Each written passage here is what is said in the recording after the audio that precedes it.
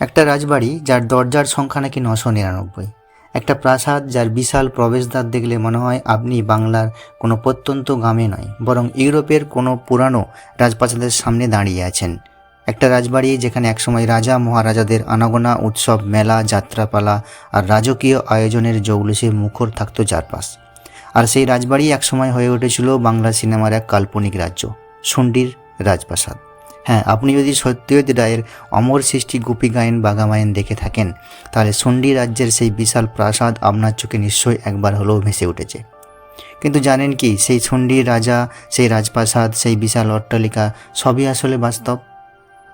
তার অবস্থান কোথায়? না, পশ্চিমবঙ্গের বীরভূম জেলার দুবরাজপুরে ছোট্ট একটি গ্রাম হেতমপুর।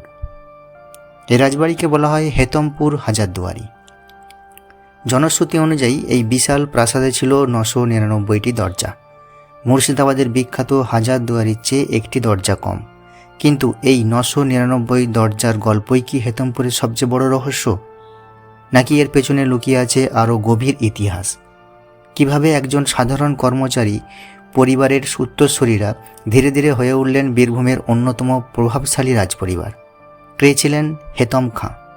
কেন একটি অঞ্চলের নাম রাঘবপুর থেকে হয়ে গেল হেতমপুর? কে তৈরি করেছিলেন রঞ্জন প্যালেস? কেন এই প্রাসাদে এত ইউরোপীয় স্থাপত্যের প্রভাব? কেন আজও এখানে দেখা যায় অসাধারণ টেরাকোটা মন্দির? কৃষ্ণচন্দ্র কলেজের সঙ্গে এই রাজপরিবারের সম্পর্ক কী? স্বাধীনতা আন্দোলনের সময় এই রাজবাড়িতে কি সত্যিই বিপ্লবীদের আশ্রয় দেওয়া হয়েছিল? আর সত্যজিৎ রায়ের গোপী গায়েন বাঘামায়েন ছাড়াও কোন কোন সিনেমা দেখা গেছে এই রাজবাড়িতে? আজ সেই রাজবাড়ির অবস্থা কেমন? এই সব প্রশ্নের উত্তর খুঁজতেই আজ আমরা ঘুরে দেখব বীরভূমের হেতমপুর রাজবাড়ি। চলুন সময়ের দরজা পেরিয়ে ফিরে যাওয়া যাক কয়েকশো বছর আগে।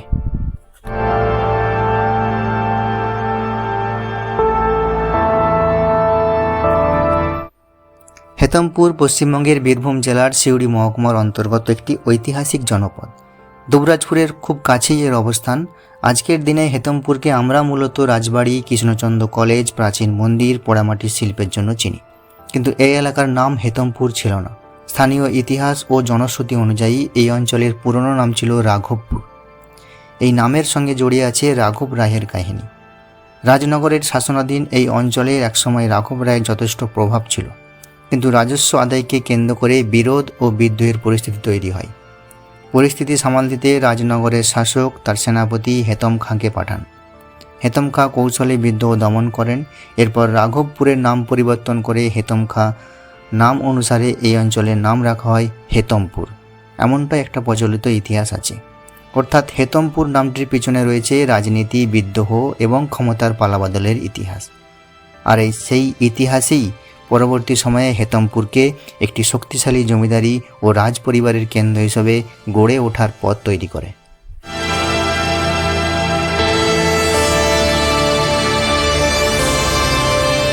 হেতমপুরের ইতিহাস বুঝতে হলে আমাদেরকে ফিরে যেতে হবে রাজনগরের ইতিহাসে।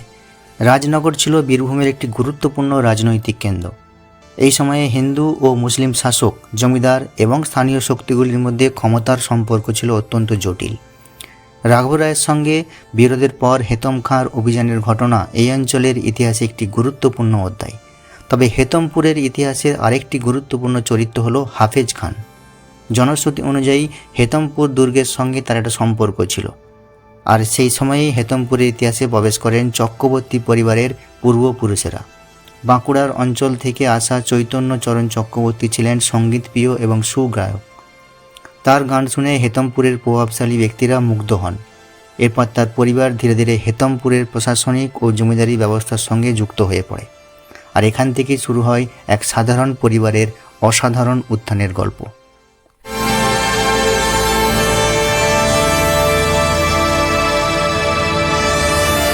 চৈতন্যচরণ চক্রবর্তীর পুত্র রাধানাথ চক্রবর্তী ছিলেন অত্যন্ত বুদ্ধিমান, দূরদর্শী। তিনি জমিদারি প্রশাসনের কাজে যুক্ত হন। ক্রমে জমি ও মৌজা অধিগ্রহণ করতে থাকেন। তার সম্পত্তি ও প্রভাব দ্রুত বাড়তে থাকে।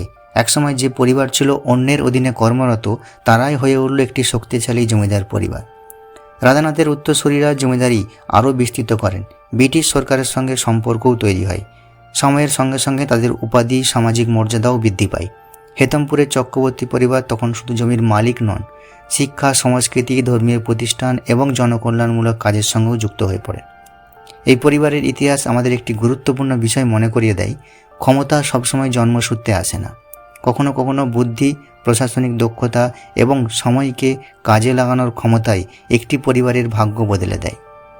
আর এই পরিবারের ইতিহাসে পরবর্তী বড় নাম রামরঞ্জন চক্রবর্তী।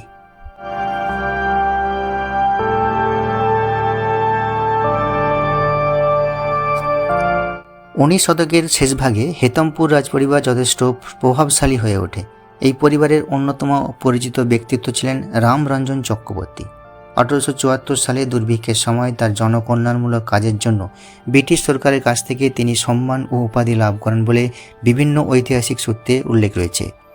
তিনি তার সবচেয়ে দৃশ্যমান উত্তরাধিকার এই বিশাল প্রাসাদ রঞ্জন প্যালেস। 1905 সালের কাছাকাছি সময়ে নির্মিত এই প্রাসাদ হেতমপুরের স্থাপত্য ইতিহাসে এক অনন্য নিদর্শন।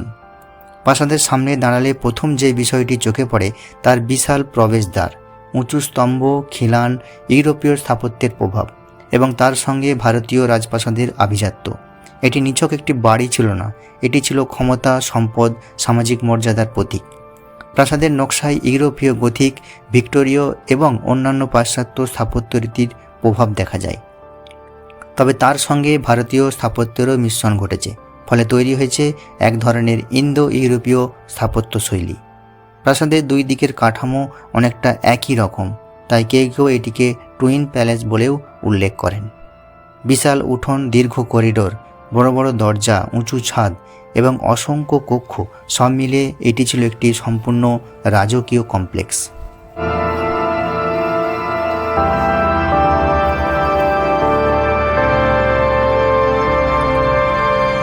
হেতমপুর রাজবাড়ির স্থাপত্যের সবচেয়ে আকর্ষণীয় অংশগুলির একটি হলো এর প্রবেশদ্বার।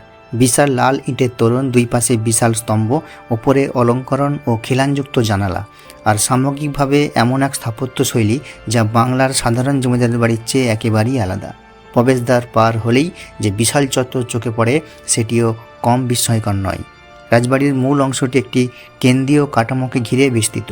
দুই পাশের অংশ অনেকটা পরস্পরের প্রতিচ্ছবির মতো। এই কারণে অনেকেই একে টুইন প্যালেসের মতো বলে বর্ণনা করেছেন। প্রাসাদের বিশাল স্তম্ভগুলি বিশেষভাবে নজর কাড়ে। ক্যারেথিয়ান ধাঁচের স্তম্ভের মাথায় সূক্ষ্ম অলঙ্করণ, খিলানযুক্ত জানালা, উঁচু ছাদ, বহু দরজা আর দেয়ালের বিভিন্ন অংশে পুরানো স্টকো ও অলঙ্কারের চিহ্ন। হেতমপুর রাজবাড়ির সবচেয়ে জনপ্রিয় পরিচয় হলো 999টি দরজার প্রাসাদ। বাংলায় হাজারদুয়ারি মানে হাজার দরজার প্রাসাদ, আর হেতমপুরের ক্ষেত্রে প্রচলিত ধারণা এখানে ছিল 999টি দরজা, অর্থাৎ মুর্শিদাবাদের হাজারদুয়ারির চেয়ে একটি কম। তবে কেন? এখানে রয়েছে একটি জনপ্রিয় জনশ্রুতি। মুর্শিদাবাদের বিখ্যাত হাজারদুয়ারির সম্মানে নাকি হেতমপুরের রাজবাড়িতে একটি দরজা কম রাখা হয়েছিল, তাই 1000-এ নয় 999টি করা হয়েছিল। তবে একটি বিষয় মনে রাখা দরকার, এই 999 সংখ্যাটি মূলত জনশ্রুতি হিসাবে বহুল প্রচলিত। প্রাসাদের প্রতিটি দরজা ও জানালা আজ অক্ষত নেই। অনেক দরজা সময়ের সঙ্গে নষ্ট হয়েছে, হারিয়ে গেছে কিংবা পরিবর্তিত হয়েছে। তবুও 999 দরজার রাজবাড়ি নামটি হেতমপুরের সঙ্গে এতটাই জড়িয়ে গেছে যে আজ এটি প্রাসাদের পরিচয়ের একটা অংশ হিসেবে দাঁড়িয়েছে। আর সত্যি কথা বলতে কি, প্রাসাদের ভেতরে দাঁড়ালে 999 সংখ্যাটিকে অসম্ভব মনে করা যায় না, কারণ একের পর এক দরজা, দীর্ঘ করিডোর, ঘরের পর ঘর, বারান্দা, সিঁড়ি, অন্দরমহল, প্রশস্ত উঠান, সব মিলিয়ে প্রাসাদের ভেতরটা যেন এক বিশাল গোলকধাঁধা। রাজবাড়ির বাইরের অংশ যতটা আকর্ষণীয়, ভেতরের জগৎ তার থেকেও রহস্যময়। একসময় ছিল বিশাল হলঘর, অন্দরমহল, রান্নাঘর, রাজপরিবারের বসবাসের বিভিন্ন অংশ, অতিথিদের থাকার ব্যবস্থা, দীর্ঘ করিডোর আর অসংখ্য ছোট বড় কক্ষ। রাজবাড়ির কিছু কিছু অংশে আজও পুরনো ফ্রেস্কো, দেয়াল চিত্রের চিহ্ন দেখা যায়। ফুলের নকশা, জ্যামিতিক নকশা, পুরানো বিভিন্ন দৃশ্য, দরজার চারপাশে অলঙ্করণ, এমনকি আলোর সুইচের চারপাশে অলঙ্করণের নিদর্শন পাওয়া যায়। একসময় ঘরের ছাদে ছিল উজ্জ্বল সবুজ, গোলাপি এবং বিভিন্ন জ্যামিতিক নকশা আঁকা। সময়ের সঙ্গে সঙ্গে অনেকটাই ম্লান হয়ে গেলেও কোথাও কোথাও পুরানো রঙের ছাপ এখনও ইতিহাসের সাক্ষ্য বহন করে।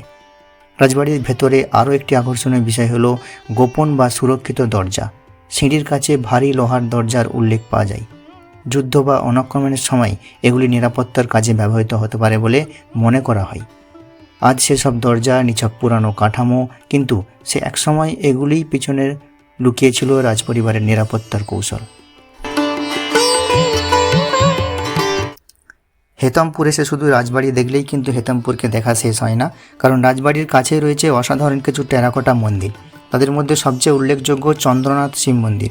1847 সালে রাজা কৃষ্ণচন্দ্র চক্রবর্তীর উদ্যোগে এই মন্দির নির্মিত হয় বলে মন্দিরের ফলক এবং বিভিন্ন বিবরণে তা উল্লেখ রয়েছে। মন্দিরটি নবরত্ন শৈলীর একটি অষ্টভুজাকৃতি পরিকল্পনার এক অভিনব সমন্বয়। আর এর সবচেয়ে বড় আকর্ষণ পোড়ামাটির কাজ। এখানে দেখা যায় হিন্দু পুরাণের বিভিন্ন দৃশ্য, সামাজিক জীবনের চিত্র, আর আশ্চর্যজনকভাবে ইউরোপীয় মানুষের উপস্থিতিও।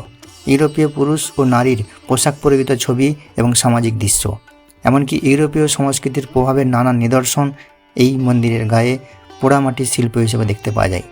অর্থাৎ এই মন্দিরের টেরাকোটার একদিকে যেমন ভারতীয় ধর্মীয় সামাজিক জীবন ফুটে উঠেছে, অন্যদিকে তেমনি 19 শতকের ঔপনিবেশিক বাস্তবতার ছাপও দেখা যায়।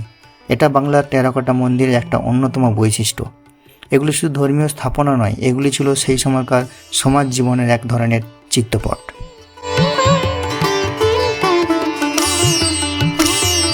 হেতমপুরের চন্দ্রনাথ শিব মন্দির ছাড়াও রয়েছে আরও কয়েকটি প্রাচীন মন্দির।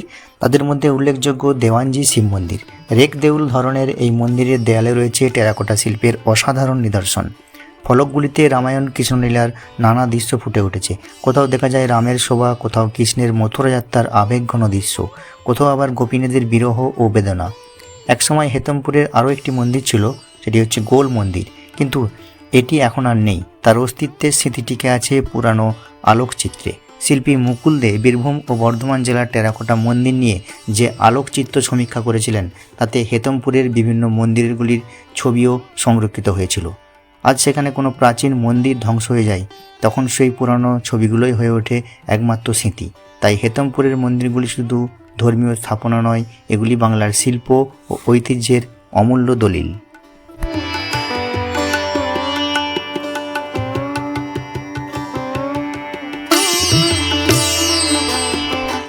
চন্দ্রনাথ শিব মন্দির দেখে আমরা যে রাজবাড়ির পথে প্রবেশ করব, সেই রাজবাড়ির পথের প্রথমেই দুটি হাতি আপনাকে অভ্যর্থনা জানাবে।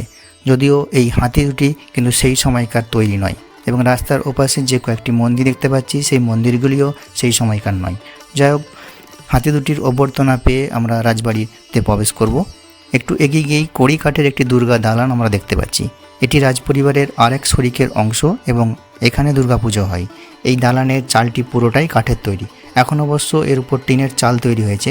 এর তলায় যে কালো কাঠটি সাজানো রয়েছে, সেটা কিন্তু নির্দ্বিধায় ঐতিহ্যের স্মারক বহন করে চলেছে এখনও। রাস্তার উপর উঁচু পাঁচিল আর লোহার শিক বসানো জানালা। নিচের অংশ সামনে থেকে দেখলে মনে হয় এটি অর্ধগোলাকৃতি প্রবেশপথ। এটি পরবর্তীতে হেতমপুর রাজ উচ্চ বিদ্যালয়ে পরিণত হয়েছে। দেওয়ালের ফলক অনুযায়ী এটিকে বিদ্যালয়ের রূপে স্থাপন করা হয়েছে 1869 সালে। একদম ওপরে যে ত্রিভুজাকৃতি চূড়াটি রয়েছে, তার দুপাশে দুই ঘোড়ার মাঝখানে গোল ফলক থেকে জানা যায় এই স্কুলের স্থাপক রাজা বাহাদুর রামরঞ্জন চক্রবর্তী।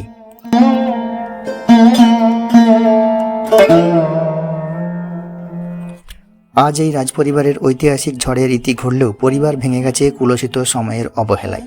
রাজবাড়ি এখনও দুটি অংশে বিভক্ত নিতান্ত রাজনৈতিক কারণে, যার একটা বৃহৎ অংশ জনসমক্ষে পরিদর্শিত হলেও আর একটা অংশ চাবি বন্ধ থাকে বেশিরভাগ সময়ে। সেসব তালাচাবির দায়ভার, সাথে তালাচাবির হস্তক্ষেপের লড়াই আর প্রতিদ্বন্দ্বিতা এখনও ভীষণভাবে চলে গোটা হেতমপুর জুড়ে। আর তাই এখন সেভাবে শুটিংয়ের জন্য অনুমতিও মেলে না এই রাজবাড়িতে।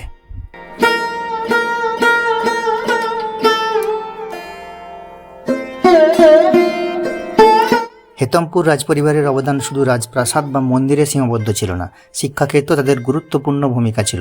1897 সালে 27 জুন রাজপরিবারের সঙ্গে যুক্ত পদ্মা সুন্দরী দেবীর উদ্যোগে প্রতিষ্ঠিত হয় কৃষ্ণচন্দ্র কলেজ। রাজপরিবারের সদস্য কৃষ্ণচন্দ্র চক্রবর্তীর স্মৃতির সঙ্গে যুক্ত এই কলেজ হেতমপুরের অন্যতম গুরুত্বপূর্ণ ঐতিহাসিক প্রতিষ্ঠান। একটি রাজপরিবার যখন নিজের সম্পত্তি থেকে শিক্ষা প্রতিষ্ঠানের জন্য অর্থ ও জমি দান করে, তখন সেটি শুধু একটি কলেজ প্রতিষ্ঠান নয়, একটি অঞ্চলের ভবিষ্যৎ প্রজন্মকে শিক্ষিত করার উদ্যোগ। হেতমপুরে স্কুল, কলেজ, লাইব্রেরি এবং দাতব্য কর্মকাণ্ডে রাজপরিবারের পৃষ্ঠপোষকতায় কথা বিভিন্ন বর্ণনায় পাওয়া যায়। এই কারণে হেতমপুরের ইতিহাস শুধু রাজ মহারাজাদের ইতিহাস নয়, এটি শিক্ষা ও সমাজসেবারও ইতিহাস বটে।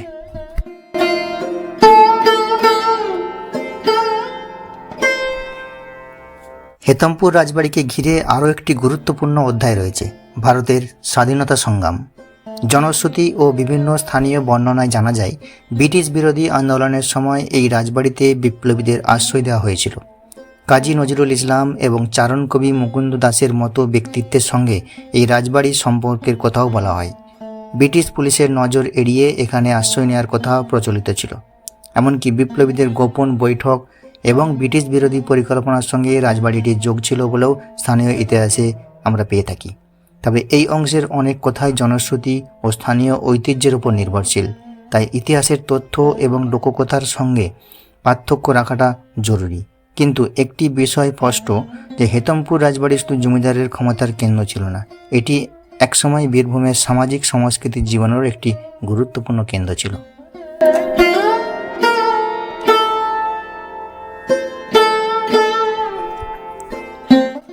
হেতমপুর রাজবাড়ির সঙ্গে বাংলা চলচ্চিত্রের সম্পর্ক অত্যন্ত আকর্ষণীয়।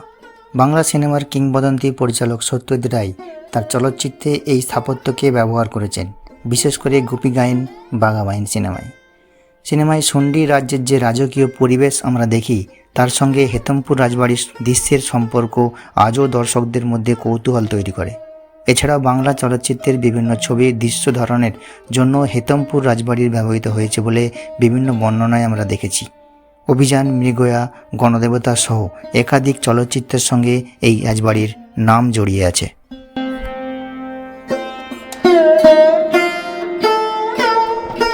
ইতিহাসের সবচেয়ে কষ্টের অধ্যায় শুরু হয়েছিল কিন্তু এই রাজবাড়িতে। যে রাজবাড়ি একসময় ক্ষমতা, সম্পদ, ঐশ্বর্যের প্রতীক ছিল, আজ তার অনেকটাই জীর্ণ। দেওয়ালে রং উঠে গেছে, কোথাও আগাছা হয়েছে, কোথাও ভাঙা দরজা, কোথাও ছাদের অংশ ক্ষতিগ্রস্ত। পুরানো কাঠের দরজা জানালার অনেকটাই আর নেই। প্রাসাদের বিভিন্ন অংশে সময়ের সঙ্গে বিভিন্ন কাজে ব্যবহৃত হয়ে গিয়েছে। কোথাও স্কুল, কোথাও শিক্ষা প্রতিষ্ঠান, কোথাও বসবাস, কোথাও আবার বন্ধ অংশ। রাজপরিবারের সম্পত্তি বিভিন্ন শরিকদের মধ্যে বিভক্ত হয়, সংরক্ষণ আরও জটিল হয়েছে। আর সবচেয়ে বড় সমস্যা, এত বিশাল একটি স্থাপত্য সংরক্ষণ করতে বিপুল অর্থ, পরিকল্পনা ও সরকারি বেসরকারি উদ্যোগের দরকার। শুধু পুরানো বাড়ি বলে তাকে বাঁচিয়ে রাখা যায় না, প্রয়োজন বৈজ্ঞানিক সংরক্ষণ, স্থাপত্য বিশেষজ্ঞ, ইতিহাসবিদ, স্থানীয় প্রশাসন এবং সর্বোপরি স্থানীয় মানুষের সচেতনতা।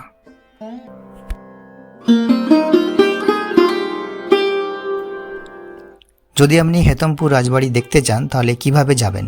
হেতমপুরের নিকটবর্তী গুরুত্বপূর্ণ শহরগুলির মধ্যে রয়েছে দুবরাজপুর এবং সিউড়ি। সিউড়ি থেকে সড়কপথে হেতমপুর যাওয়া যায়, আর দুবরাজপুরের কাছে রাজবাড়ির অবস্থান। কলকাতা থেকে গাড়িতে এলে দুর্গাপুর এক্সপ্রেস ওয়ে ধরে পানাগড়, ইলামবাজার, তারপর বীরভূমের দিকে এগিয়ে যাওয়া যায়। ট্রেনে যেতে চাইলে সিউড়ি বা বোলপুরকে কেন্দ্র করে পরিকল্পনা করা যেতে পারে। তবে হেতমপুরে ঘোরার ক্ষেত্রে ব্যক্তিগত গাড়ি বা ভাড়া করা গাড়ি তুলনামূলক সুবিধাজনক, কারণ রাজবাড়ির পাশাপাশি ও কাছাকাছি আরও কয়েকটি ঐতিহাসিক ও প্রাকৃতিক স্থান রয়েছে। তাহলে এখানে আসার জন্য আমি ডেসক্রিপশান বক্সে এই রাজবাড়ির গুগল ম্যাপের লিঙ্ক আমি দিয়ে রাখবো। সেই লিঙ্কে ক্লিক করে আপনি আপনার গন্তব্য থেকে সরাসরি আসার পথটা নির্বাচন করে নিতে পারবেন।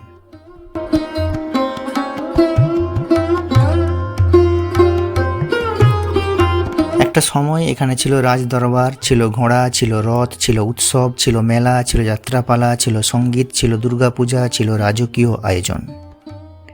এই দেওয়াল দেখেছে আনন্দ, দেখেছে ষড়যন্ত্র, দেখেছে ক্ষমতার উত্থান, দেখেছে পতন, দেখেছে ব্রিটিশ শাসন, দেখেছে স্বাধীনতার স্বপ্ন, আর দেখেছে সময়ের নিষ্ঠুর পরিবর্তন। আজ সেই রাজবাড়ির অনেক দরজা বন্ধ, অনেক দরজা ভেঙে গিয়েছে, কিন্তু ইতিহাসের দরজা কিন্তু এখনও খোলা। কারণ এই প্রাসাদের প্রতিটি ইঁট যেন গল্প বলে চলেছে, প্রতিটি খিলান যেন অতীতের দিকে তাকিয়ে থাকে, প্রতিটি টেরাকোটার ফলক যেন আমাদের বলে একসময় এই মাটিতে মানুষ কিভাবে বেঁচেছিল, কিভাবে রাজ্য শাসন করতেন, কিভাবে শিল্পীরা মাটির উপর ইতিহাস লিখতেন, কিভাবে একটি সাধারণ পরিবার অনেক প্রজন্মের মধ্যে রাজ পরিবারে পরিণত হয়েছিল, আর কিভাবে এই রাজপ্রাসাদ আজ ধীরে ধীরে হারিয়ে যাচ্ছে সময়ের অন্ধকারে। হেতমপুর রাজবাড়ি হয়তো আগের মতো আর নেই, কিন্তু তার ইতিহাস এখনও আছে। তার স্থাপত্য এখনও আছে, তার টেরাকোটা এখনও কথা বলে। আর বাংলা সিনেমার পর্দায় সন্ডির সেই রাজপ্রাসাদ আজও বেঁচে আছে। হয়তো তাই হেতমপুর রাজবাড়িকে শুধু একটি পুরাতন রাজবাড়ি বলা যায় না, এটি বীরভূমের ইতিহাসের একটি জীবন্ত দলিল। এটি বাংলার স্থাপত্য ঐতিহ্যের একটি গুরুত্বপূর্ণ অংশ। এটি একটি রাজবংশের উত্থান পতনের গল্প, এবং আমাদের কাছে একটি প্রশ্নও হয়তো রেখে যেতে পারে, আমরা কি আমাদের ইতিহাসকে বাঁচিয়ে রাখতে পারবো, নাকি একদিন 999 দরজার এই প্রাসাদের দরজাগুলিও একে একে চিরতরে বন্ধ হয়ে যাবে।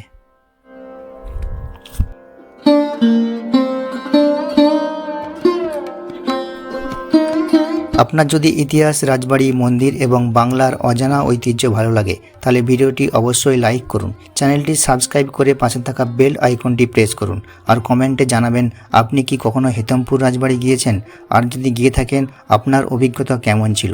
আমি আবারও ফিরব বাংলার আরও একটি বিস্তৃত ইতিহাসের খোঁজ নিয়ে। ততদিন পর্যন্ত ইতিহাসকে জানুন, ঐতিহ্যকে ভালোবাসুন এবং আমাদের বাংলাকে সংরক্ষণ করুন। ধন্যবাদ, নমস্কার।